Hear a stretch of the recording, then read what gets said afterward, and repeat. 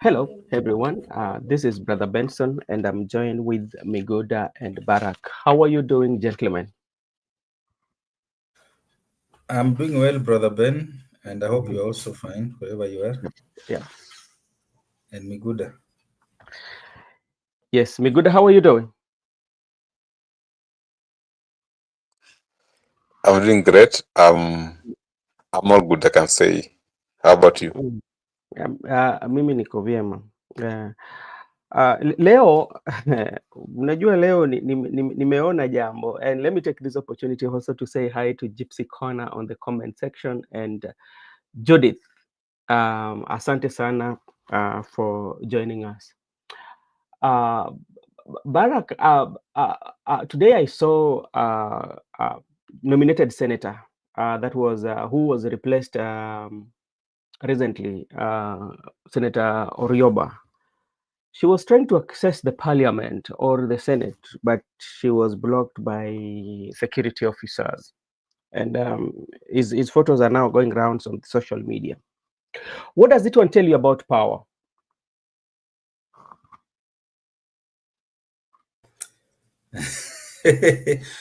uh, Power is transient. Power is not permanent, and Mm, uh, especially it speaks to the line, mm, a very solid line, or you can call it a thin line between being nominated and being elected. yeah.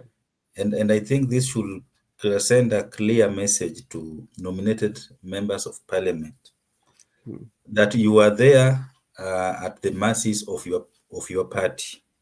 mm, And when you start serving other interests, then you can be stripped off. Because I think Robert took these things so lightly at the beginning, yeah. but now I think reality is dawning on her. I remember when she was saying that she can do without that salary, Yeah. but right now she's fighting so hard to get back into that house. But Mhm. unfortunately, it is not possible because Parliament, once you are kicked out, Yes. getting back there is not easy, especially if you are a nominated member. But elected members of parliament, even when they are on suspension, Mhm. normally the orders are normally very strict that they should not access. So just a lesson that when you are in power, know that you are not there permanently. Yeah, you know that, but also in terms of those who are nominated, as you said earlier, that this nomination know that you are serving at the mercies of the owners of the political party. Anytime you decide to show any kind of disrespect to them, or you tend to support a candidate that they do not support, then that is what you are getting. Mr. Miguda, what can you say about that? I can just say that once you are nominated in a political party, Yeah. once a political party has sponsored you to parliament or the county assembly, your duty is simple. Just be loyal Yeah. because the party has sponsored you. So you don't need to defy with the party which has sponsored you. And I remember when he was having the podcast, she was very confident that like she doesn't care. Little did I know that she wanted to go back to the Senate. Now I was more confused, and now it has hit him. The reality has now hit her. Hmm. Sorry, the reality has now hit her, and she's now coming back to her sense that really the power is gone. Yeah. And also something that also we have to learn. Remember, during the formation of UDA, she was especially that person who was in charge of the social media, actually from her confession. And also something that if you listen to some of her podcasts on how parliament is operating, especially when you want to go to these trips, especially there's a way in which sometimes in which you have to talk good. There's a language that they speak as if, especially if you're a woman, for you to attend all this. So there's a language that you have to speak. So that one also speak about especially our political parties, our parliament, and especially the role of nominated members of parliament. What is their role really? What do they do? That is something that also we is something that we need to investigate. And some of this I think Barak need to be need to be corrected, especially as today people are celebrating the 16 days of Katiba Day today. That is what they say. There's some roles that we should look into, because they don't play a special role. What role do the nominated members of parliament play? Yeah, because you find that those who are being nominated, even you don't see them on the campaign trail, but you find that these slots are being used to reward, especially those who assisted you in the campaigns, and they have to serve at your mercies. They don't serve at the mercies of the Kenyan people. Barack, what do you think about that? Is it that time that we should also review the role of nomination, especially the members of nominated? Thank you, Badamek, for highlighting that. First of all, let me say hi to Gypsy Kona, Laban Misiani, and Mm. Judith from the comment section. And thank you so much for joining, and welcome to the session. Yeah, Nominated slot yeah, was meant to, if you look at the spirit of the constitution, it was meant to help to bridge the gap between the marginalized groups yeah, and enable them to access this representation. And remember, it was meant to bring on board people with the disability, and the marginalized. Then before this women repositions, women were among them, yeah, and the youth. But with the increasing number of elected women, I think women are no longer classified as marginalized in terms of because they have 47 slots yeah. purely reserved for them, and now they also a good number of them are also elected. Mhm. And now the only people who are still very few are the people living with disabilities. Mm. And you remember Isaac Mwaura has been a beneficiary of this nomination, Yeah, courtesy of his condition. yeah, And now, if you look at that's the spirit, it meant well for people who are marginalized. And remember, we also have people like the Ogie, these small indigenous groups, yeah, eh, that the spirit of the constitution wanted to ensure that they are also brought on board, so that the people that where they come from, they also feel represented. But now, if you look at the abuse of our political parties, how they've abused this provision yeah, by nominating either their side chicks of the owner of the political parties, or their relatives, or their campaign financiers, or people who played one role or another during the campaigns. yeah, And how you see us ending up with people like Gloria in parliament. And remember, she vied from where she comes from, and she was defeated by another woman. So it means that mm, I don't know, she vied for Senate. So we have a woman representing from Kisi and also from Nyamira. So we yeah, cannot say that she was coming there to represent women, because we already have a woman representative. yeah, So it is, and she does not live with disability. So it means she was nominated courtesy of her party, maybe for a role that she played. Maybe she mhm, was good in propaganda, in terms of spreading propaganda in social media to the UDA party during the campaign, or she offered other services that we are not sure of. yeah, And you've seen even people questioning the nomination of Karen Nyamu, the Senate, and mm, her role. What role what value does she add? Because even nomination can also be that you are adding value that is lacking yeah, within the legislation arm of government. mhm, But if you look at how parties have been nominating people, yeah, you yeah, remember when ODM nominated Wilson Sosion, yes, and people were asking, this guy is a Secretary General of NAT. She's earning a lot of money. What? How comes you are giving another nomination slot in Parliament? mm, And you remember when Oburu Odinga was also nominated in Parliament by ODM, yeah, and so you find that these nomination slots, they have not been serving the intended purpose. But if you look at the spirit of the Constitution, but mm, they've been serving the interest of the owners of the political party. So I yeah, think it's a good timing for this country to relook at this nomination slot. You remember Millicent Omanga, and how when she was joining UDA, yeah, and she was still serving as a nominated senator of Jubilee, and they were being called at Pangani Jubilee House to be questioned. And they are so adamant because when you are nominated, you owe allegiance to the political party that nominated you, and you have to serve the interest of, if it's a special group, that maybe people living with disability, or women, or even that marginalized indigenous group, you have to add value to them because you are there courtesy of them and courtesy of your political party. So if you want to go against your political party and you are a nominated member of parliament, I think it's also lack of wisdom in terms of understanding how structures works. And sometimes it is good that they pay the price for it, because sometimes ignorance can make you pay the price.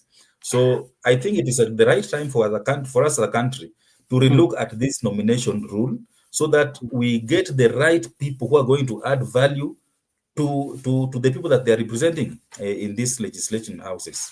Okay, thank you so much. And you brought about the issue of Sossion back then, where he used to be in the NAT, and he was very vocal and fighting for the teachers. So sometimes some of these nominations, or some of these nominations that they give, their main intention is is not to serve the purpose that is intended.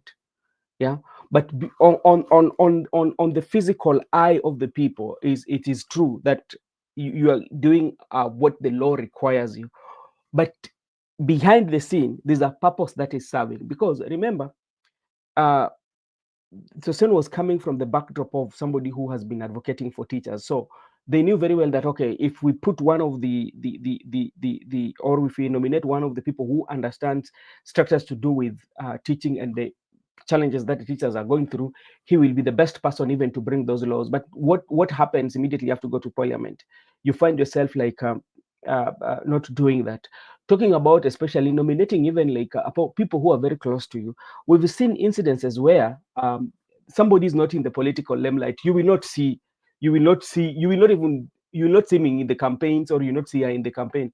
But during the nomination, that is when you will see somebody that you have never imagined that was the member of this party and has been nominated, based on what you are, maybe family, or what you contributed towards the nomination of the party. So I think for the constitution itself, or for the nomination to realize its main purpose, it also should be scrutinized, because you cannot just nominate and then you unaamka leo tena unamtoa. Miguda, what is your take on that?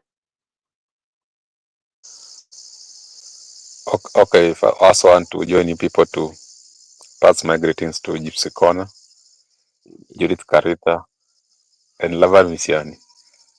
I've seen Lavan Misiani the typing follow. So actually, he knows what follow is. Something like follow. I don't know where he learned that follow language. There's a certain county assembly where I happen to be sometimes, and it is ODM dominant assembly. I find out that the ODM people at that particular assembly, when they were issuing nomination, they focus on women. They have done it from 2013, 17, and 2022. They have been nominating women in that court assembly. They have been reserving that seat for the women. Yeah. And they have been focusing on the widows, actually. Not only women, but widows. Most of them are widows. And they focus on the widows who are languishing in abject poverty.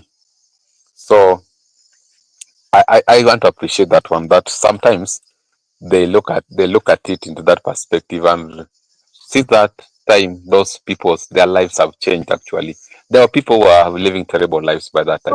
I know that. So, there's a point I wanted to bring. Yeah. Not that I'll say that they should give it to the people who have the poverty or women. I was just saying, to certain extent, these nomination positions reserved to the political parties, they can decide to reward loyalism to their party. They can decide to reward those people who can actually advocate for the rights of a particular group of people, like women in that case, in the Mhm. county assemblies, Yeah. because maybe they have decided that okay, we have like all members of county assemblies are men. Let us Mhm. bring women because there are no Mhm. women there so a group of people for representation. Mhm. Having said that, I just wanted to also maybe ride on the issue of Sosion Wilson. Mhm. You find out that in terms of education, generally, we have the CS for education, Yeah. we have Teacher Service Commission, we Mhm. have the union like the NAT and the COPET, and I Mhm. think also we have the Committee for Education. So Mhm. all these avenues, you want to Mhm. bring someone, maybe like Sosion, as a nominated, but remember, even that assembly, there are MPs who are former teachers. They're just who have just retired from becoming teachers. Now they have joined politics.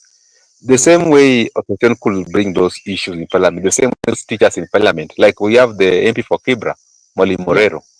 Mhm. Molly Morero have the same similar views that teachers could have had, like Sosion. So me, to my view, sometimes I don't see whereby you might single someone out that because he's the, for instance, like Faith Odhiambo. Now because Mhm. Faith Odhiambo, she's the president of the LSK. Now Yeah. let us nominate her to go and represent lawyers. No, we have lawyers who are MPs. They know what is required in the LSK. They know what is required in the advocate. So Mhm. I believe sometimes these nominations, I think there are some people also who are buying their way to the parliament. They can use money to buy those positions because I believe that in case there are some people who can buy also, they can liaise with the director of elections Yeah. and the party, but during the nomination, they are being nominated to those positions. That one also can play. Mm. And and that's why, like, if just to bring you back, because what you say, especially like, if that's the example that you're giving somebody, because like you find that somebody is nominated because of the life circumstances, but now the service that is going, or she or he is going to deliver in the parliament is not there, because the majority of times, or time without numbers, we've always seen that those who are nominated, even if they go to various places, they say that okay, to interact with the people, because like they said that I was not given a mandate by the you people. Even the special interest that they are serving, they don't even fight for them. Look at, even talk about, Barack mentioned about Mwaura. Mwaura has been nominated. Actually, his nomination came from ODM. He was first of all nominated by Mwaura. But even those who have been nominated, the people with disability, look at how, when you look at most of our building accessibility, do we have accessibility to the disability, especially to access the buildings using the ramps? Are there laws that are being put in place, and these are being enforceable? And you are representing these people. So you find, even them, if they go to parliament, they do not advocate, especially for what they were nominated for. you know they are there. They're just earning money. Some of them do not advocate. For instance, let's just be real. What was the reason for Karen Nyamu to be nominated, and Rioba? What was the reason for their nomination? Because like there must be an interest, but how are they using the slot that they were nominated for to influence the public, or to make sure that the changes are experienced or witnessed amongst the group that they are representing or they were nominated for? I don't know whether that would be true. And remember, just remember some of the, even like, some of the pronouncements that Caroline Nyamu has always made. Remember during the Gen Z protest, the pronouncement that she made, Barack. And you're somebody who kind of like, representing this particular group, and some of the words that you say, or some of the acts that you are acting, does not even reflect the people you are representing. So Yeah, and it's a shame even to the party that nominated Karen Nyamu, and because she has not added any value even in her role as a legislature. And remember, there was a joke that let me explain to you like I'm explaining to Karen Nyamu, because it was it was understood that her level of understanding of conceptualizing issues is very low. So I think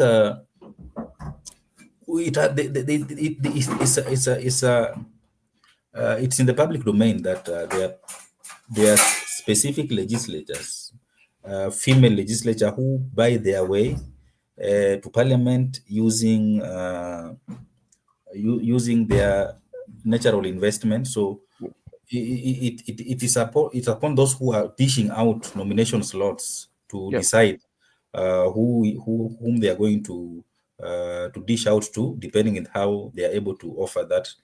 And remember, even in terms of morality, her morals is questionable.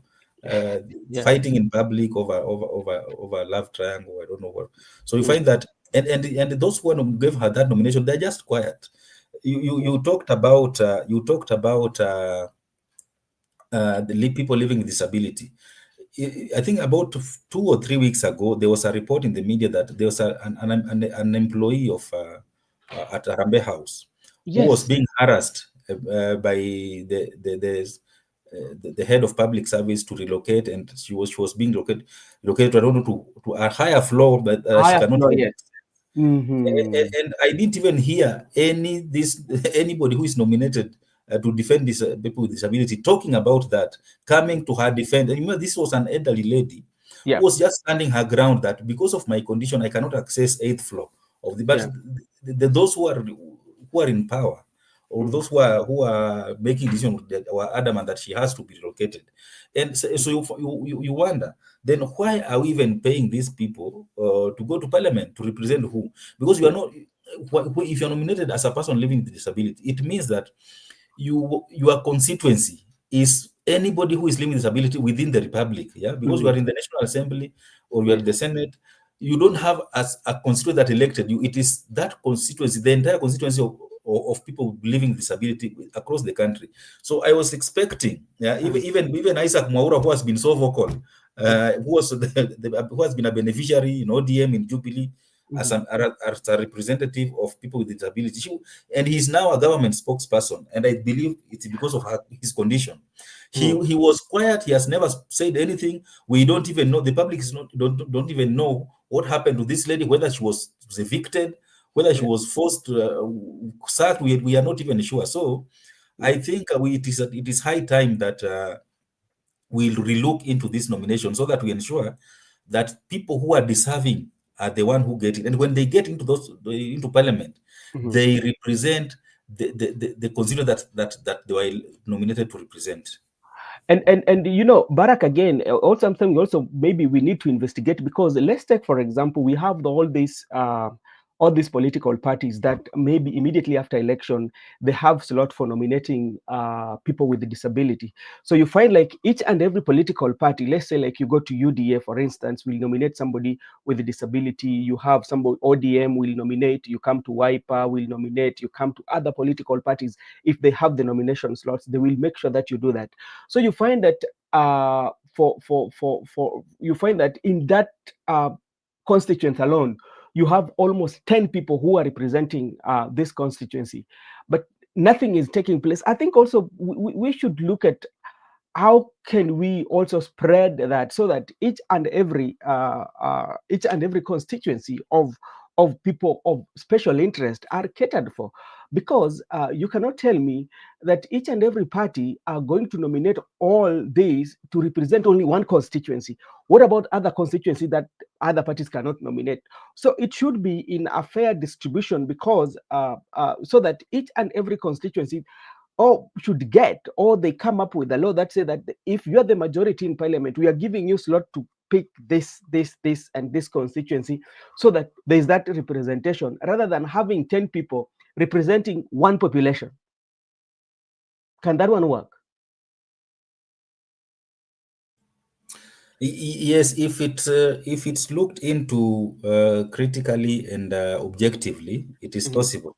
Yeah. Because National Assembly, they have 12 slots, and they usually distribute according to the strength of the political parties. Mm. You find that others get only one slot, others get 2, others get 6. So you remember, and once you get one, normally they give it to a loyal member of the party. Yes. I don't know if you remember when Godfrey Ososi was nominated by ANC, and how they fought to remove him from parliament when he shifted his allegiance. Yeah.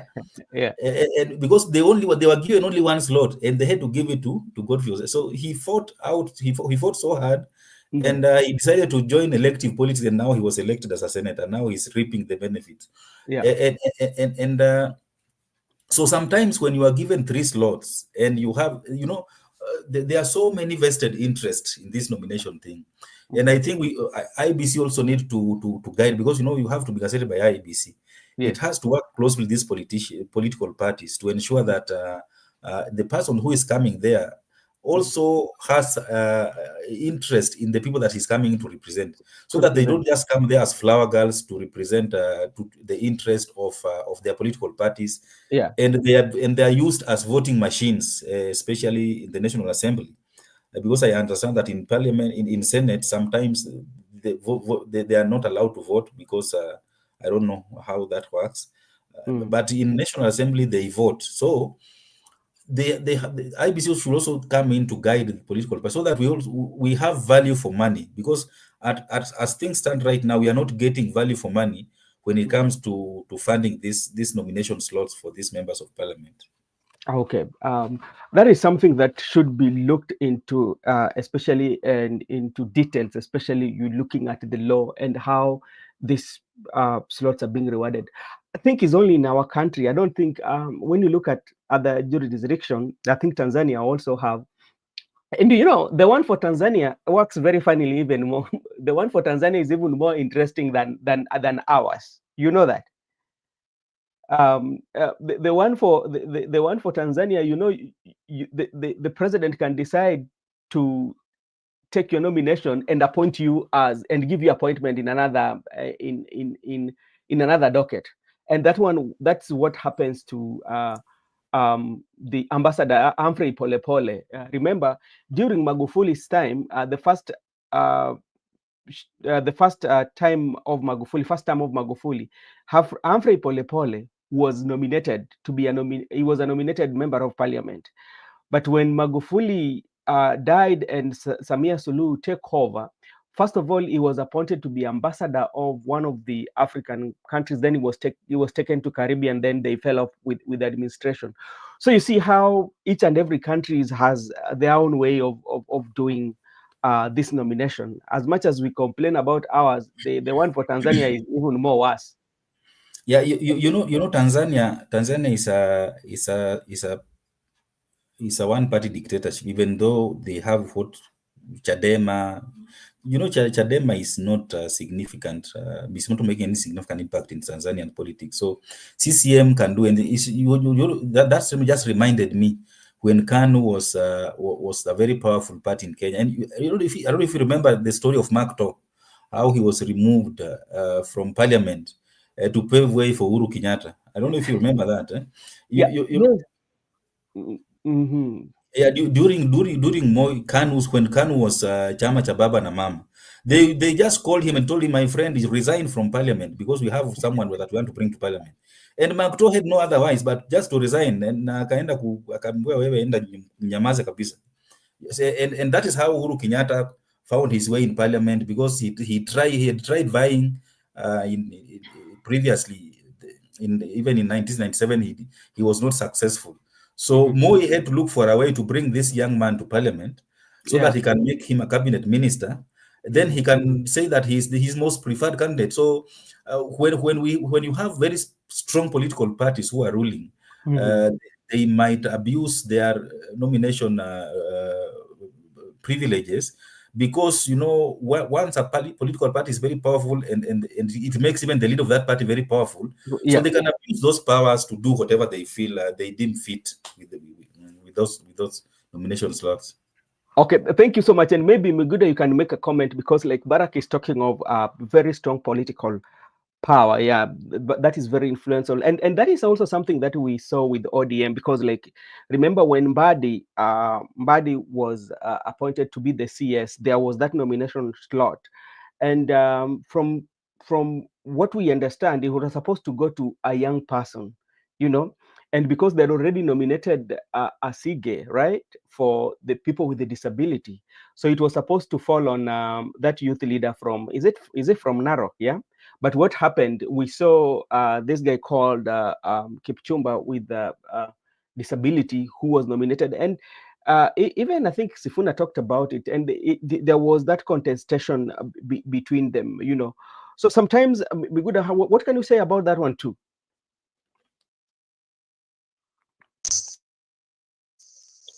With the current constitution, Yeah. we cannot focus on the parliament, the National Assembly alone, but we Mm-hmm. should focus on the, because if you go into the Senate, there's Mm-hmm. this young lady by the name Hezena. Hezena was nominated by the ODM, so I think they have looked at the interest of the youths by Yes. nominating that young lady in the Senate.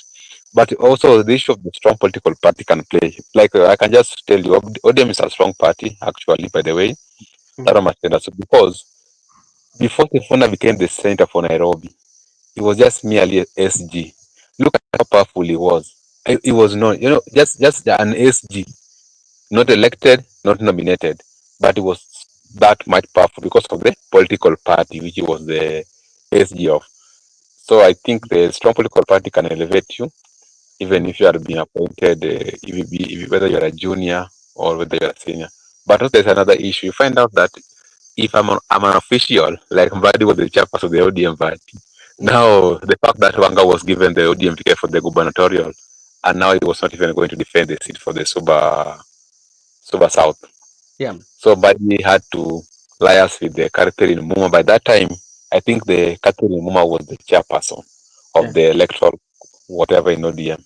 Mm-hmm. So they have to, if you look at even the way they were presented, it was Catherine Muma, John Mbadi, then another person they were presented to the political party register. So I think sometimes because you might blame maybe someone is senior, but if I'm a leader and I've seen that Mm-hmm. all odds are not favoring me, I want to come back to parliament. I can use that nomination to get back to parliament and also demand for position like, Mbadi was the chair for the public account committee when Mm-hmm. he went back to parliament, and actually was even demanding to be the minority leader if we are Mm-hmm. not for Rwanda to bring things up.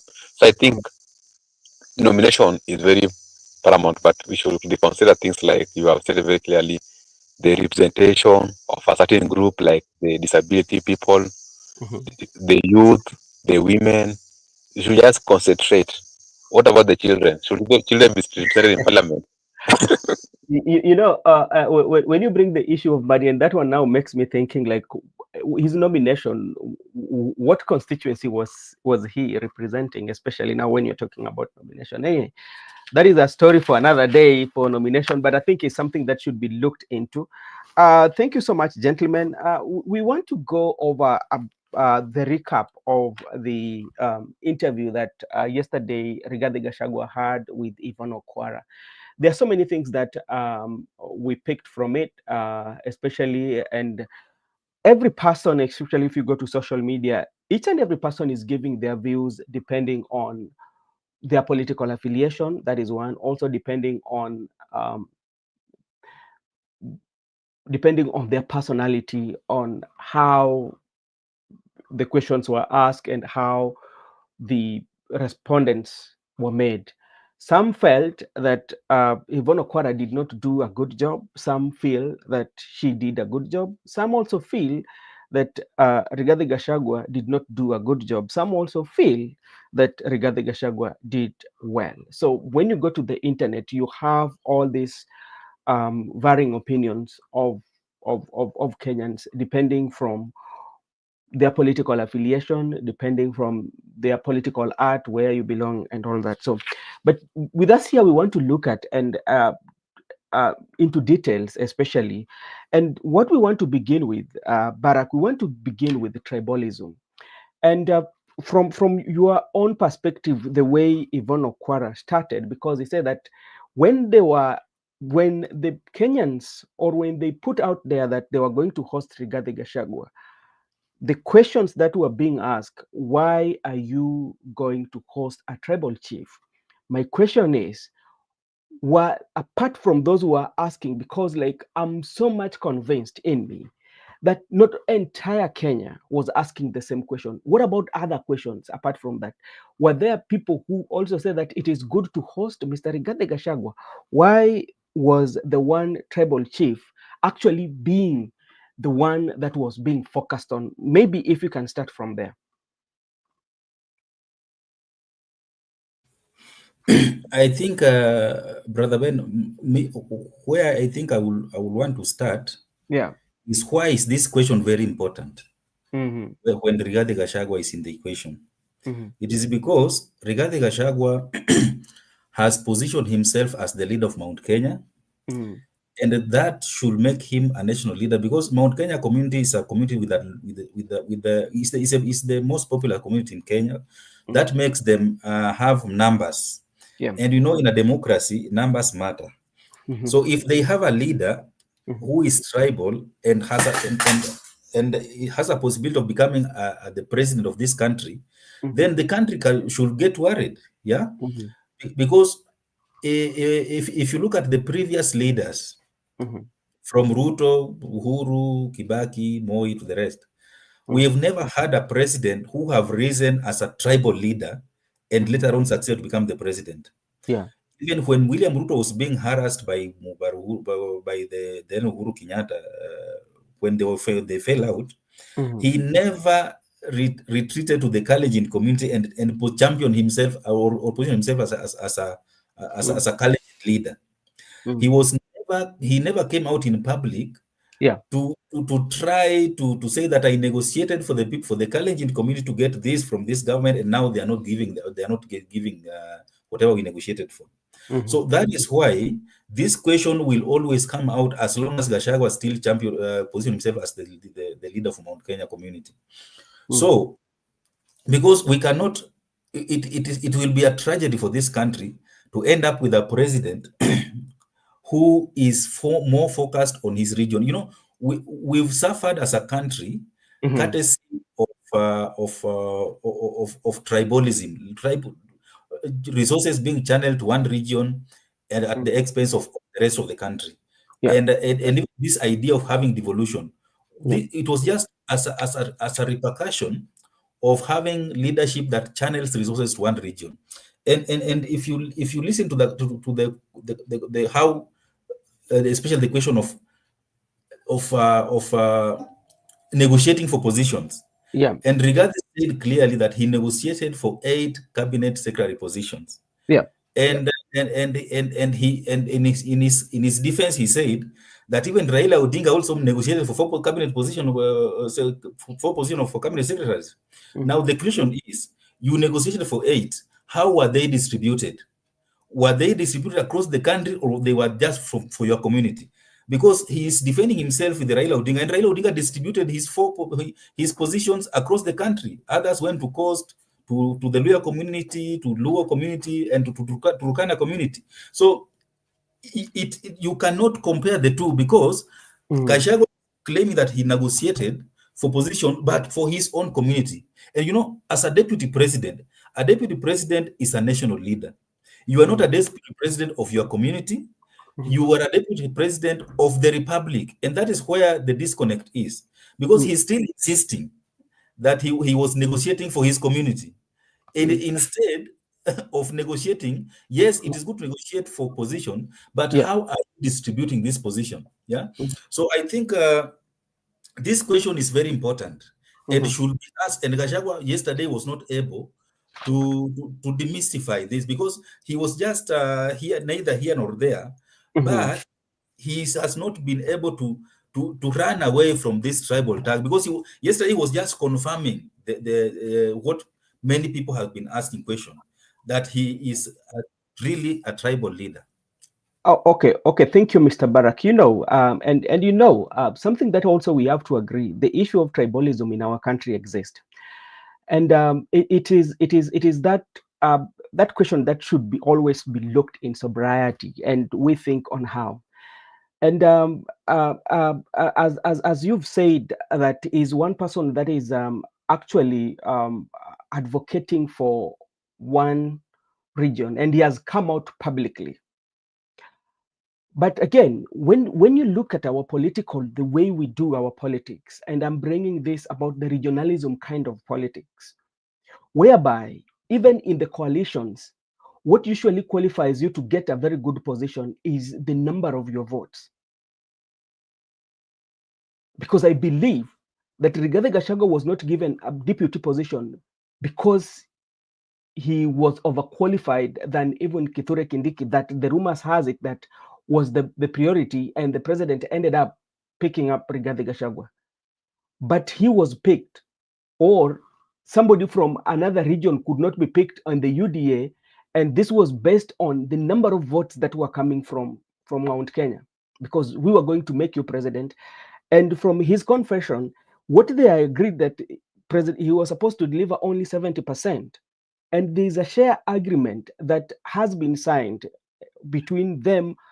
That was, he did not sign, but they had gentleman agreement. He said Mudavadi signed agreement, Wetangula signed agreement on how they are going to divide government positions. Yeah. So where do we draw the line? Where do we draw the line, especially in the political field right now? Because when you look into it in the coalitions and in the voting pattern, where do we draw the line? You know, the nature of our politics is designed or is choreographed in a way that the numbers are very important, and these numbers are ethnicized. Yeah. Yes. Where you come from, this ethnic community, now you are considered, if you manage to become to position yourself as the leader of that specific community.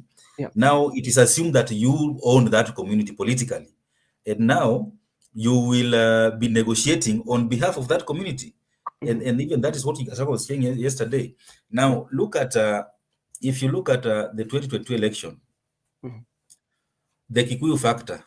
Kikuyu did not have a strong Gachagua was talking about Waihiga Mwaura. Mwaura was not a candidate that can be president by all facts. If you look at the politics of this country, now if you look at now the how the Kikuyu factor played, if you look at the Kenya Kwanza Alliance, the person who was the most qualified to become the deputy president was Musalia Mudavadi, but because of where he comes from, they could not consider him for that position because of tribal factor numbers.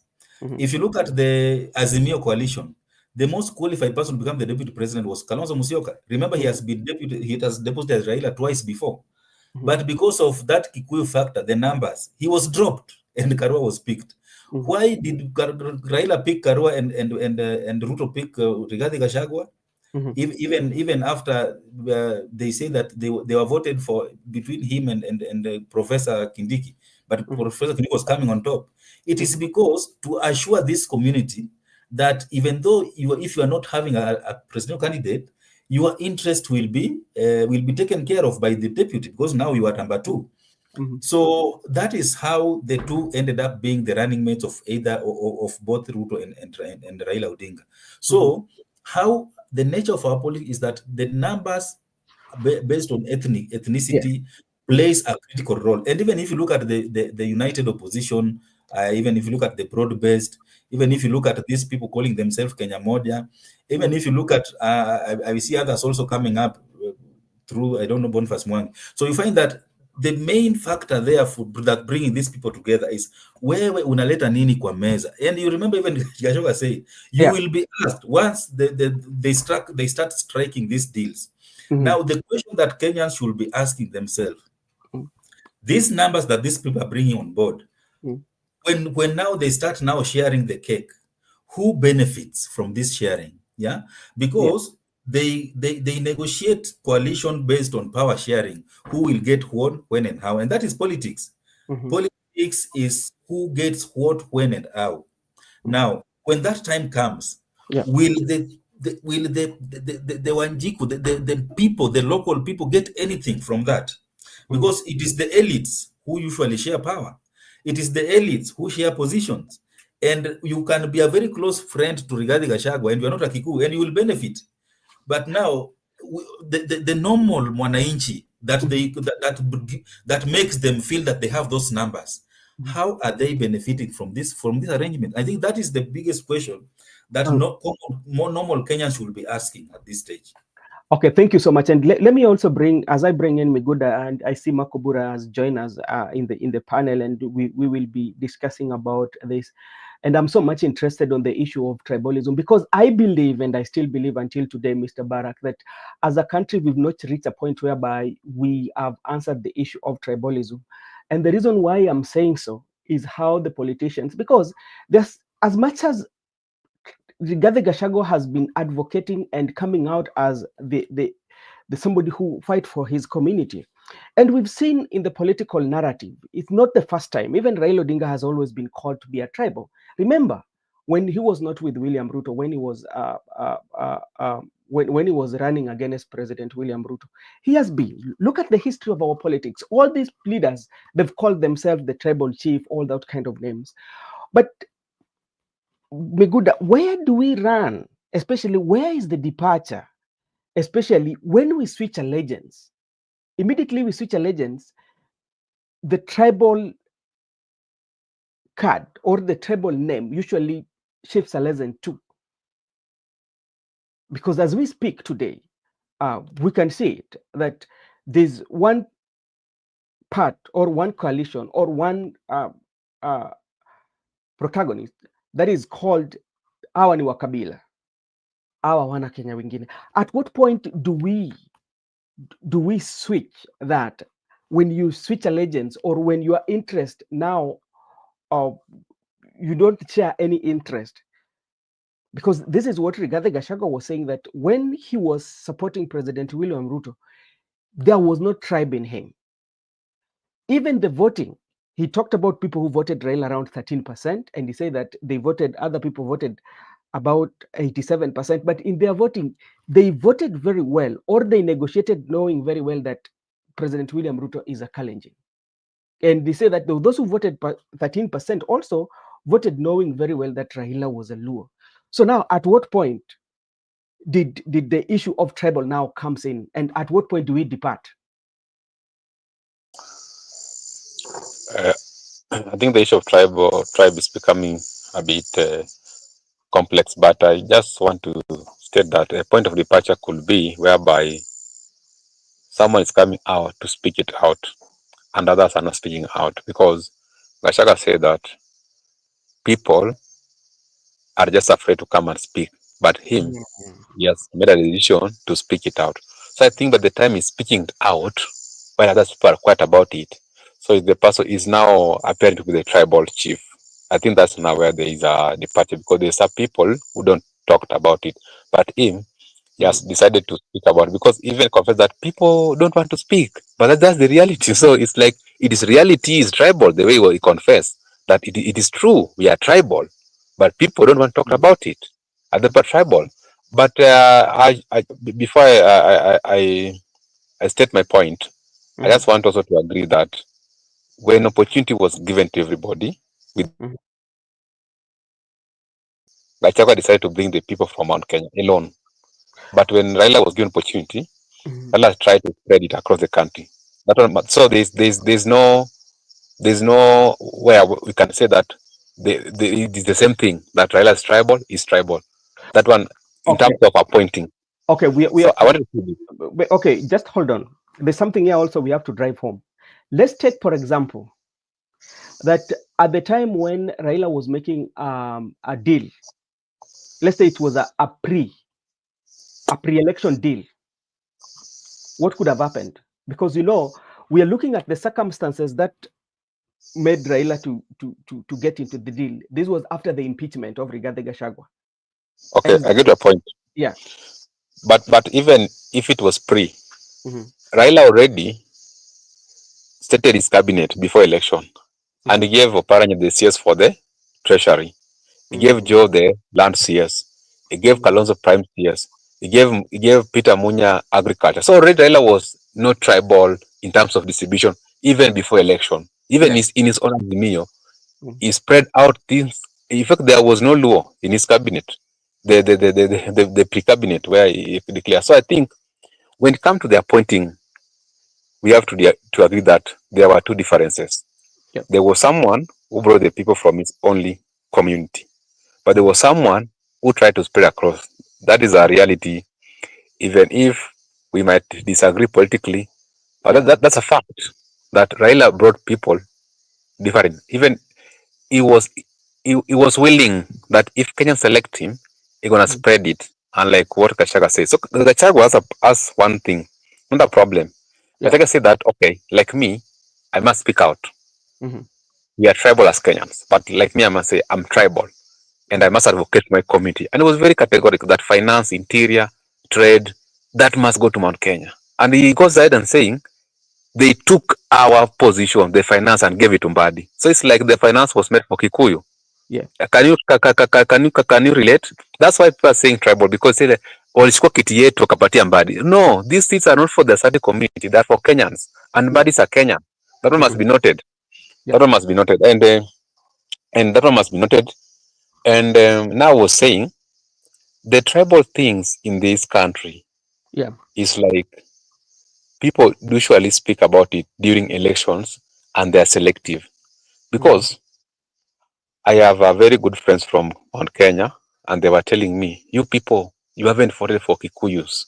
You Yeah. voted, you voted when we 2013 you gave Raila, 2007 you gave Raila, 17 you gave Raila, 20 you gave Raila. You people, why are you only voting for your person? But they're forgetting in 2002 the Luos voted for Kibaki.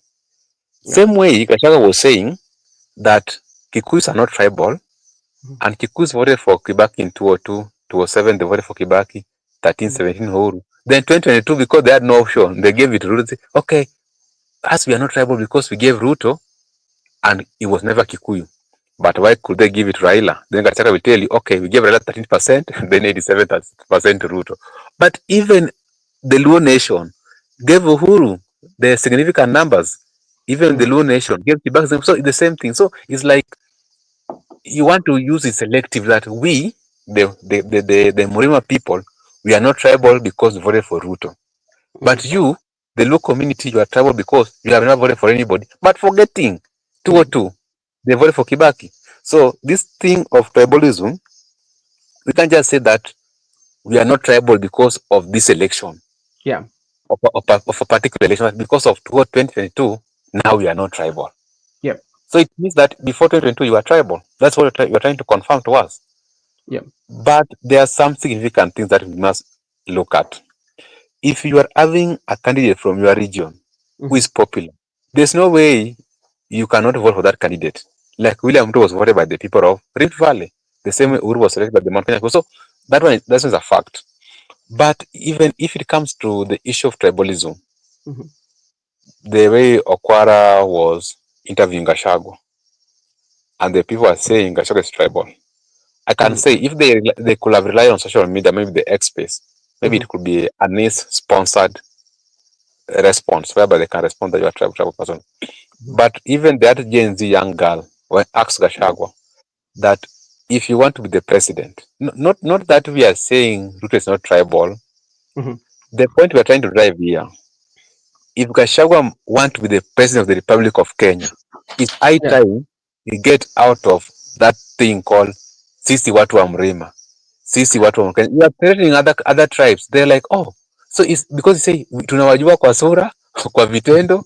na vile mnafaa. So it's like not that we are saying Mhm. that is tribal him. Even Ruto is tribal, but the point we're trying to drive home, if you must appear like a nationalist, when you have a mic, you must say, Mhm. okay, we as the Kenyan people, because you want the Kenyan, because he said he want to be on the ballot in 2022, Yeah. 2027. How Mhm. are you going to go to ask votes in Western? How are you Mhm. going to ask votes in Kisii? Because you're okay, sisi kama wa Kenya Mhm. tunasema one term.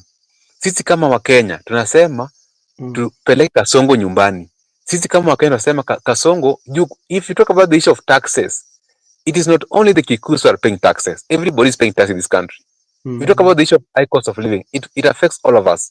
If you talk about the issues of NGCDF, who does not have a constituency? All of us have constituencies.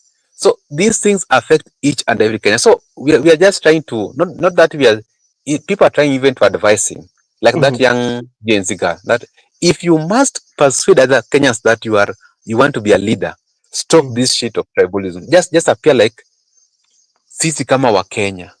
Because we understand it's coming from Kenya is popular, but if you want to go to negotiate with the Kenyan's people, you must bring like we as Kenya. Let me tell you one thing. When he said that walichukua kiti yetu wakapatia Mbadi, how do you feel? It's like if he becomes the president, the first thing he will do, he will take his kiti yao ya finance. So it's like that. You don't need to make those utterances as a national leader, as a nationalist, because we believe that if we have a constituted cabinet, the 21 of them, there must be Kenyans. Everybody's a Kenyan in that cabinet. No, not that this interior must be ours. This trade must be ours. So, Any Kenyan.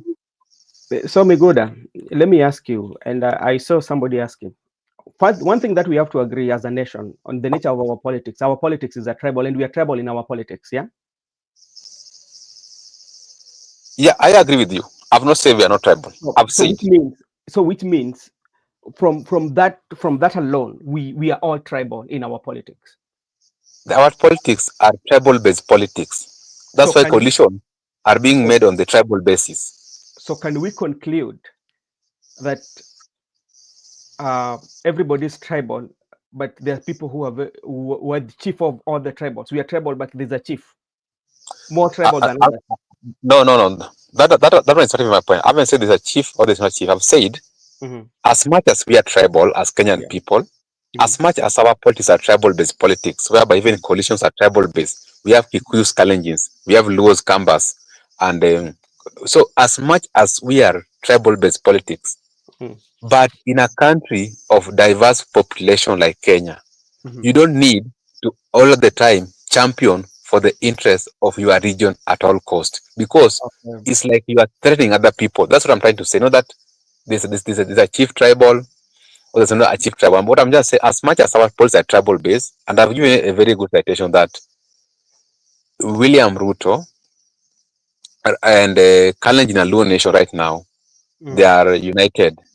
So it's a certain nation, so it means like for you to appeal to Kenyans, that actually, like if you are saying, I just want to, if you are saying CS ya finance ilikuwa kiti yetu wakachukua kapatia Mbadi, it's like I can never become a CS for finance in this country. Even if, so I just must be a Kikuyu for me to be a CS for finance. That's what I'm trying to say. There are people who are who yearn to be the CS for finance. There are people who are going to school, are working towards become the CS for finance. There are people who understand the economy very well, but because they are not Kikuyus, that seat is reserved for the Kikuyu. That's what I'm trying to say. That even as much as we are trying to oppose Gachagua, Gachagua also should understand that even if you are a truthful man, but you can't just say in the national television that this seat belongs to us. It's like you are saying, and this is a public office. What about other Kenyans who have merited, who want to be the CS for finance? It's like, until the kingdom of God comes, there shall be no Luo CS finance in the Republic of Kenya. So, it doesn't make sense. So I'm just saying, as much as our politics are tribal-based politics, but as a leader, you need to appear as a nationalist. Okay, Barak, I just want to know, because when you look at coalition, because to me, I'm persuaded to think that our coalition is the path that even pushes us to think more tribal than the way we used to think with our political parties. The reason why I'm saying this is because when you come to in coalitions, the number one priority that you're going to look for, they're not going to look at your professionalism. The professionalism is not going to be on the list, because if it could have been that the professionalism is one of those criteria that is used to at least to put somebody on the higher seat, then we could have seen very well educated or Gay community being put on the lucrative seat, that we would say, because we are dealing with their professionalism and the people who understand the leadership. But we know the coalition will always come looking at the region, how you've consolidated your region. Can we also conclude that the coalition also is a path that also tried to push for tribalism in the country? You know, Brother Ben, the problem of tribalism Yeah. is entrenched by political elites. Okay. It is a tool that political elites use to ensure that they acquire power or they maintain power, because they know that the masses are not well informed. They will whip the emotions of the masses and use the tribal narrative to ensure that they continue to dominate the masses.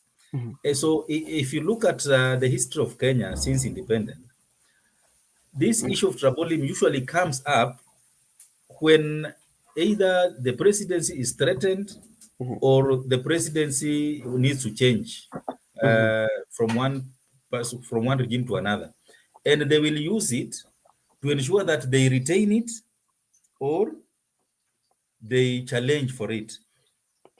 That is why you will not hear tribalism when people are being sworn in. There is no tribalism. But immediately watu wameweza kujipanga, political realignment imeanza, utaanza kusikia tribalism, because the elites have been benefiting from this tribalism for all these years, and they are hell-bent of continuing to benefit from it, because Kenyans have not understood who are the beneficiaries of this tribal narrative. Yeah. Who are the beneficiaries? And I just wanted to mention something. You say that when people have been given positions, the issue of professionalism does not come up. And if you look at the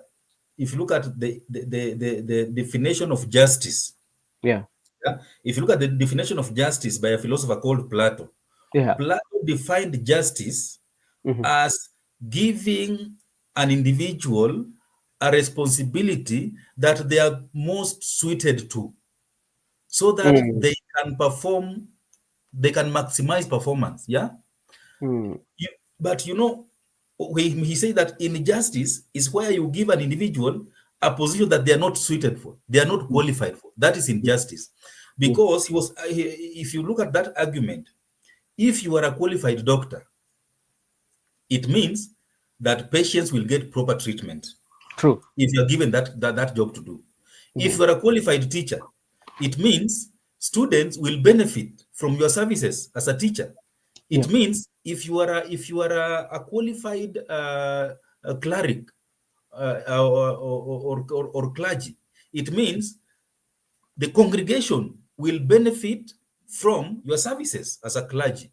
Now, what is happening in our situation is that we call people engineers, they are not qualified. They construct houses, those houses end up collapsing, killing people, destroying property. People are called doctors, they are not qualified. They treat people die. Sometimes they miss even diagnose, because we are a society that has normalized injustice. Because and we hide on tribalism. We allocate positions to people who are not qualified, and they end up doing a lot of more harm than good to the society. Because we are basing qualification on tribe, on surname. We are basing qualification on nepotism, and that is what has been ailing this country for many years. We are not doing justice to the people of Kenya by giving people positions, people who are not qualified, and sidelining people who are qualified. And that has been an issue, and I think we should not continue to hide behind surnames or tribes, and confront this issue of allocating position to people who are not qualified. It's not even at the lower level from the presidency. Yeah. How Sure. have we been voting in people who we are sure, apart from sharing the surname, there is nothing that can portray them as qualified individuals. Look at the members of parliament that are representing us. Are they the best that we have in our society? Look at the No. governors that we have. Look at even Nairobi County being led by Johnson Sakaja. It's an insult to this great county of Nairobi. But because of a society that we have normalized injustice, where Mhm. we are giving positions to people not based on qualification, not Mm. based on their capacity, not based on professionalism, but because of we are tribal narrative, it is not going to help us. We are just going to continue having people in offices who are doing more harm than good to our society. Okay, and you know, and do you think as a media, especially those who have been entrusted with the passing of information, are really doing the best that they could, especially so for the people to know, even to demystify where where issues like tribalism arises, but we don't point out. For instance, I want to give you, for instance, especially in the interview I had when she said that okay, the people that actually he visited were people who belong to a certain region, and especially I think sometimes you have to do research, and when you do research, you will find like there are these states that you see outside, maybe in the United States, there are states that, and at the state, there's a bigger state, yeah, then there are towns, you know. So you might find that in the town that where you are going to visit, especially, you will find that the majority of people who are there are people who are from your region, and the people who have invited you. It has happened.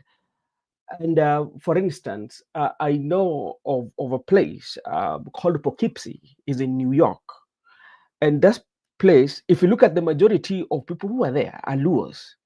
You know, for if I want to invite, you want to invite a member of or any leader who will come. I can remember there was a time Governor Obado came, and the majority of people who were there actually were people from Migori, and they were Luo.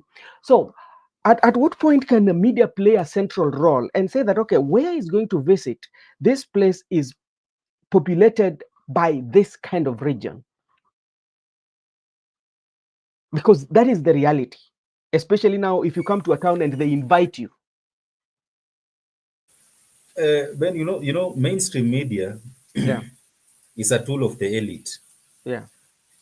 They are more focused on serving the interest of the elite. They are not interested in serving the interest of the masses. Yeah. That is why they will always focus on things that the elite wants them to focus on. Mm.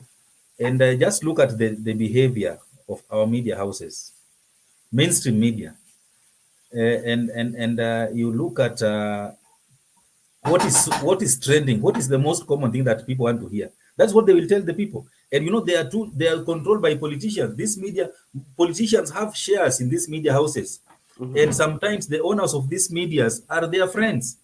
So they will not serve the interest of the common people. They will Yeah. just serve the interest of the elites. That's why I don't blame them, because I understand Yeah. that they are tools for operations. They are tools of continuity of Mhm. elite domination to the society, and they cannot they cannot uh, play the role Yeah. of maybe being a revolutionary or even liberation, because Yeah. they are an extension of the elite. Yeah. Yeah. Oh, okay. Thank you so much. And you know, and that's why, like I tell you, Mr. Barak, this is my opinion. I believe as a country, for us to run away from this tribalism, it will be very hard, whether it's the chief tribalist or what. But the bottom line is that we are all tribal, and the way even our politicians usually make us to have those kind of narrative talks that so and so is tribal than others, because the very moment they switch their allegiance and they switch their coalitions, the narrative changes. Those who are not tribal in this election year are going to be tribal in the next election years. But you find that the voters usually buy into it. But at the end of the day, you find that it doesn't even feed the country. We still find that we still have the same problems that we have. We are still going through same challenges. Talk about corruption. We are still having corruption. Talk about the issue to do with health. We are still having this issue to do challenges with the health. So I think at some point it also depends with the voters on how you analyze and how you make your decision. If you make very good decision, then it will end. But if you don't make very good decision, then we will be in this river for the longest time. I tell you, I don't think like we are going to get off from this river. That is what I think, Mr. Barak. This is my own opinion, Yeah, based on how the political is running us. yes, because the narrative, the tribal narrative, is used by the elites to capture power.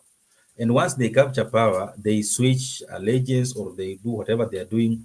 But once that power is threatened, they come back and tell you that these guys, these people from this region are, they are like this. And I agree with you, Brother Ben. And let me just also give my opinion. It is not. Sometimes people confuse being tribal by, we belong to tribes. That's Yeah. a fact, Mhm. and there is nothing wrong with belonging to a tribe, because we did not choose even where to be born. So every Kenyan belong to a specific tribe. Now the tribe only becomes a problem when political elites now comes in Yeah. and starts telling you that us people who from this community are being threatened by the other community. So let us unite by community B and community C and protect our interest. Yeah. And they have been using that for many years to capture power, to maintain power, to get power. But what about their community? Yeah. So Kenyans must understand that saying that I belong to this community, it has nothing to do with me being tribal. If we can focus on giving people opportunities to serve based on the most suitable person, because if the best candidate or if the best person is occupying a position of power, I believe they will serve well and make all the people will be happy. For example, if we have a president who can manage to lead the fight against corruption and minimize corruption, because corruption cannot end completely. Yeah. I believe that Kenya will be saving a lot of money that will go into health, will go into education, will go into other social welfare.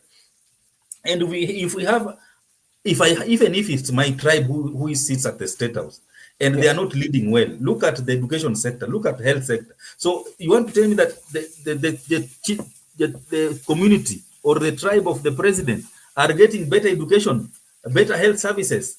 Uh, No. they are just suffering like the rest of the country. So we should focus on giving positions to people who are the most qualified so that the country can benefit. Even if you are in Mandera, even if you are in Muranga, even if you are in Kisumu, you Mhm. will ensure that you get health services, you get education, there is no rampant unemployment. But if we continue looking at who is going to become the president, do we Mhm. share with him the same name? Do we come from the same community? Or if we focus on joining forces with other communities so that we can become many Mhm. and outsmart the others, and we don't care who is coming to who is going to lead us, then I think we are going to be in a rude shock for many years, because Mhm. the intention of us coming together to form coalition, it is not for the good of the country. It is not to allow the best candidate to lead. It's to allow the person who brings a lot of votes on the table to lead. And that has always been our biggest undoing. And that is why we have been ending up having problems. So until when as a country, we will come of age and decide to vote for the most qualified candidate, not because they come from where we come from, but Mhm. because they can serve this country better. I think that is when we will start now be attempting to fight corruption fighting the tribal. But as for now, I agree with you. As a Mhm. country, we are in a deep pit, and what we are doing, we are continuing to dig the pit. Yeah, we are just digging it. We are not looking for ways of getting out. Okay. Okay, thank you so much. Makobura, how are you doing, sir?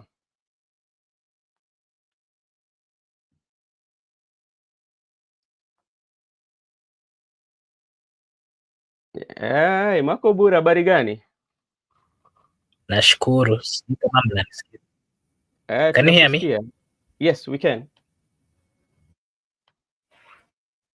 Okay, niko salama nashukuru.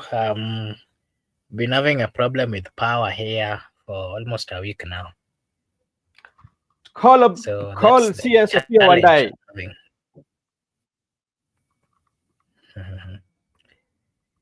Acha tu nisiongee, niachie tu na hapo.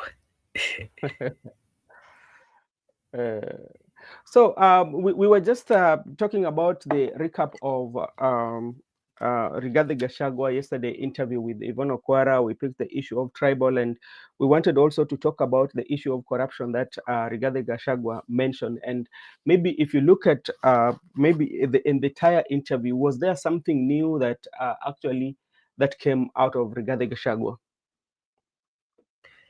I can't really say there was something new because I think it was just like a recap, because all those things that he spoke about are things that he has been speaking about, whether he was in Kenya, when he was in US.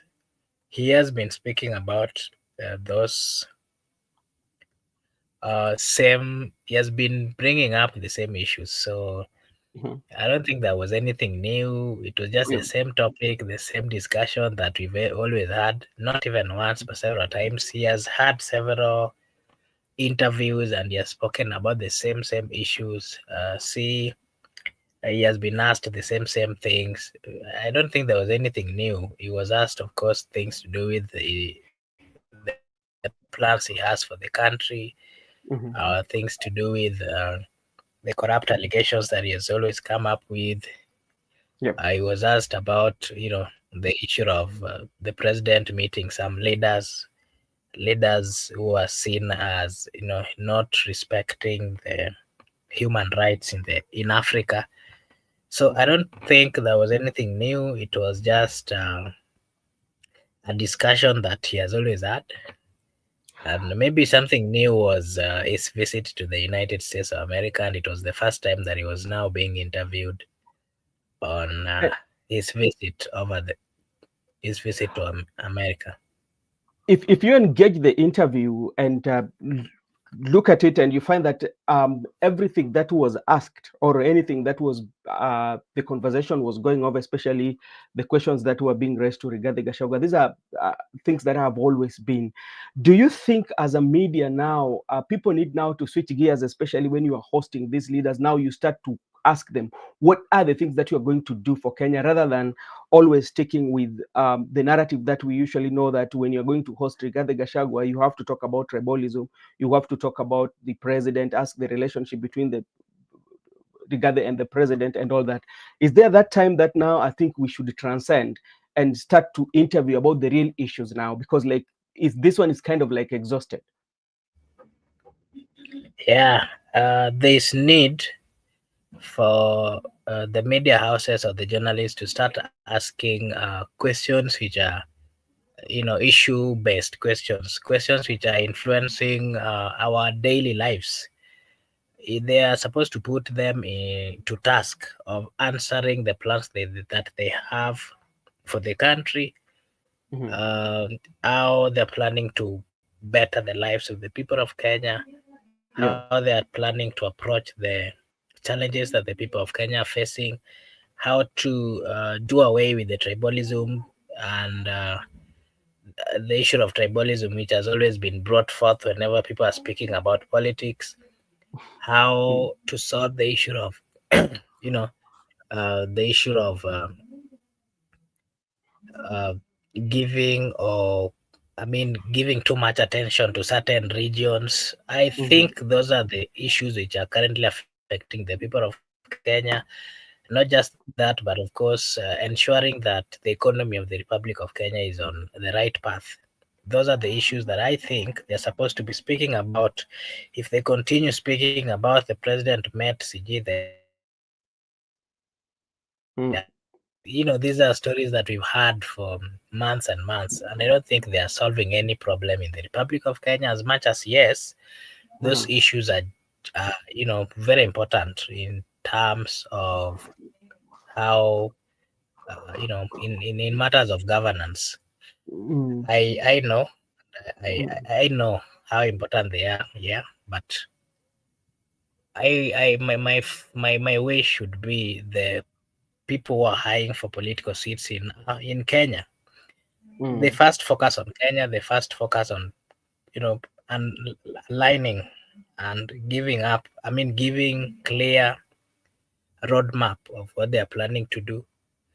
And if they are supposed to attack those in power or those that they believe are not doing what is right, then they're supposed to do so in a manner that, of course, they should do so with some evidence, si tu kukuja papayuka na maneno ambazo inafanya watu ambao wako na different political stance to, they are getting confused, and such kind of things are bringing a lot of confusion in the society, and that is why the issue of tribalism is still a big topic that whenever you touch on it, whenever you start speaking about it, people will always have a certain view, and it is one of the serious challenge that we are facing as a country.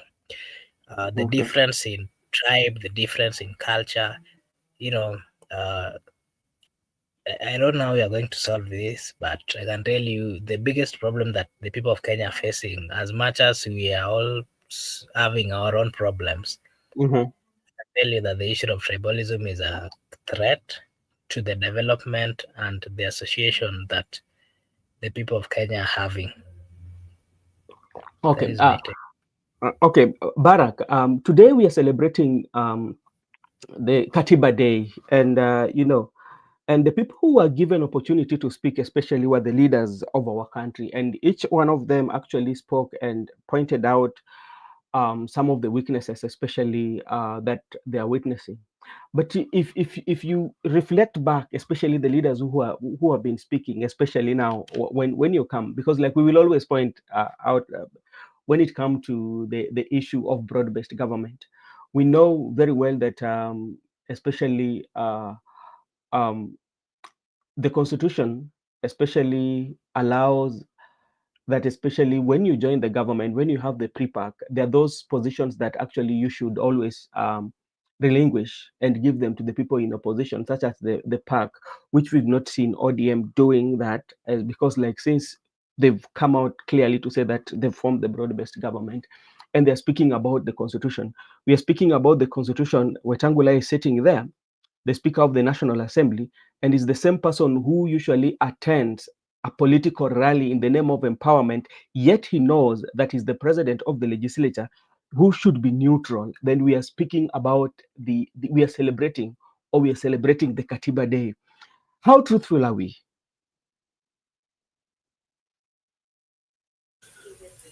It is all about the elites, Yeah. Looking at Katiba Day, it is a good thing to commemorate it and maybe take stock of what has been happening since 2010, promulgation of the Constitution. But now, if you look at the first, I think Kenyans, we promulgated the Constitution, then we shot our foot, or ourselves at the foot. Because the first regime that came in power was a regime that was not committed to implement the Constitution. And this regime, again, is not a regime. You remember Ruto was the one who led the no campaign during the referendum of 2010. So we've had two regimes, one, the Uhuru regime and now the Ruto regime. They have been so reluctant in ensuring the full implementation of the Constitution. And that is why we are seeing so many challenges with the 2010 Constitution up to now. So even 15 years down the line, people still don't feel the benefits of the constitution, especially when we come to devolved functions and also the independent commissions. If you look at the independent commissions that were created by this 2010 constitution, you can hardly struggle to see the one that is really independent, even the one that has been given the name independent. Yeah, we have independent electoral boundary commission, we have ethics and anti-corruption. They are not functioning independently because we still have elites, political actors who are still interested in interfering with the operations of these commissions. And these are constitutional commissions that was Yeah. established with a specific mandate, either to fight corruption, either to oversee elections, either to the Auditor General, and even the NCISC. So you find that they have not been able to operate effectively Yeah. because of the regimes that have been in place that have been ensuring that there is no full implementation of the constitution. Yeah. So the benefits are very few. The elites only allowed the implementation of what could benefit them, like creation of positions, Yeah. and sometimes allocation of funds. So you find that anything that benefits them, it is very easy to implement. And anything that benefits the wananchi, it is very difficult to implement. And anything that exposes them to the law, like the EACC, they've been hell-bent on ensuring that this commission is not functional. Yeah. So that is why I don't think there was really much to celebrate. And if you look at the people like Wetangula, those are people who are, I was just talking about giving position to people who are most qualified. So you can just see the implication of giving anybody anything because they have numbers, or because they come from where we come from, or because they help us to get something. So rewarding people based on loyalty is a repercussion for injustice within the society. Back to you, Mark. Okay, thank you, thank you Barak. Naona Judith amechemuka hapo kwa comment section. Judith hapa anasema when Murima people are involved, it's always tribalism, but other tribes not. We must be seen and heard. Okay. Okay, that's okay. Thank you so much Gypsy Corner. Uliuliza swali lingine hapo. You have said something. Oh, kupapayuka. Kupapayuka hata sijui inamaanisha nini vizuri. I don't know what it means, lakini I think ni sijui. Iko na maana tu hivyo, ukikuwa tu keen usikize kile ambacho nilikuwa nazungumzia, utaona kinaingiana vizuri na kenye nilikuwa nasema. Anyway, I think we'll close. Barak, I'll give you a chance to just give your final remarks and then we call it a day. Ben, I know, I heard someone telling you that your tribesman Opio Wanda is the minister for is the CS for energy, and you are in darkness. So he was wondering, how comes you are in darkness and Yeah, let me just say something on that before you come in. You know, I think we have a problem on the issue of tribe. We have a problem. That is one thing that we have to acknowledge, because most of time we've suffered in the name of someone that is coming from where we come from. Maybe he's a minister. You know, it's something that the people of Kenya suffered. We've seen these individuals even getting themselves into corrupt dealings, and then when they are faced, they now bring the entire community. Mimi hata sijai kula hata shilingi moja ya Opiyo Wandayi, hata Raila Amolo Odinga. But if you hear, when you start speaking and then you say that there's something that is not really working, and suppose someone from your tribe or someone from your place is in a certain position, there is that mentality that you're coming from that side, you are not supposed to suffer. And these are the challenges. These are the tactics that are being used by the political class to confuse the masses, to confuse the citizens. And I think we've been buying this as a people. We've been buying this narrative of the person is coming to our place, so we are not supposed to suffer. The person is coming from our place, so we are not supposed to question.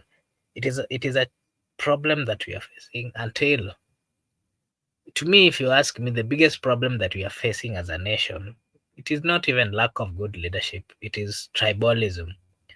Because the moment people start speaking about any other thing, governance and all those things, they have to bring tribalism. So tribalism is the only problem that we are facing as a nation. And if we can sort it out as a people, if we can start looking at each other as Kenyans, I think we will get to a point where we will not really be looking into matters in that angle. Yeah, nimekuwa na blackout for almost 1 week, just like you did say, Barack. But someone would say that enda ufukuze Wandai kwa ofisi, hakuna kazi anafanya. Anyway, naona Gypsy Kona anasema urudie fisi yako ya Kiswahili, ni kama hapo litoka bure. Anyway. Fisi yako ya Kiswahili bwana. And thank you so much, all our viewers, Gypsy Kona, Judith, Father, who left earlier, and also Miss Yani also left a bit earlier. And all my co-panelists, I really appreciate your time, and it was nice having you to this evening. I know the topic of tribalism is normally a thorny topic, and when you are so much uncomfortable to discuss something, it means that thing really means a lot to you. So we need to be we need to be comfortable to discuss this issue of tribalism so that we can come out of it. Because I know many Kenyans are not very much comfortable discussing tribalism because it is a thorn in our flesh. Yeah. So if we can remove this thorn in our flesh as a country by discussing it and doing what we call enlightening and seeing that it is the politicians who benefit from this tribal narrative. It is not the common people. The common people are continuing to languish in abject poverty. They continue they continue to suffer from bad services from the government. Health sector is in shambles, education. So you find that it is the elites, political elites, who are gaining, who are benefiting from this tribal narrative. So I think let us be bold enough and accept that it is a challenge. And now we don't just say it's a challenge, then we stop there. We ask ourselves, how can we get ourselves out of this pit that we did not dig for ourselves? And politicians are hell-bent on ensuring that we don't get out of it. So until next time, looking forward to seeing you again tomorrow. Be blessed wherever you are. Asanteni sana. Thank you, Mr. Barack. Naona dada yangu hapa Gypsy Kona anasema nirudi nifanye Kiswahili. Nitarudi hivi karibuni. Nikirudi tena nitakuwa mweledi wa lugha. Hivyo basi acha nichukue fursa hii nitamatishe kipindi chetu cha leo, na tena nataka kuambia sawa wale ambao wanatutazama mara ya kwanza, tafadhali subscribe and like this channel. This is Brother Benson Media, and here we say that your opinion counts. I want to take this opportunity to say a big thank you to everyone who joined us this evening. We are so much grateful. Thank you so much, Gypsy Kona, Judith Karitha, Father Didi, and I saw Laban Misiani. Thank you so much, Laban, for finding time. And everyone else who joined us, we really appreciate. Thank you so much, and may God bless you. We hope to see you again tomorrow. Asanteni sana kwa wakati yenyu. Mungu awabariki. Tuonaneni kesho.